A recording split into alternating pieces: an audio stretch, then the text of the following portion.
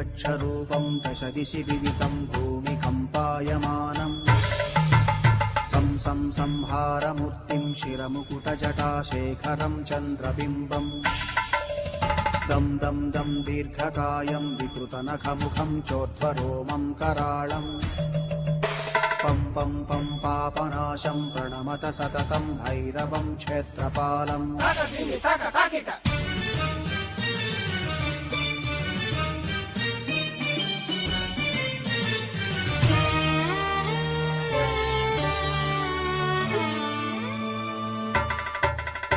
रं रं रं रक्तवर्णं कटिकटिततनुं तीक्ष्णदंष्ट्राकराळम् घं घं घं घोषघोषं खग खग खटितं गर्जरं घोरनादम् कं कं कं कालपाशं धृक धृक धृकितं ज्वालितं कामदा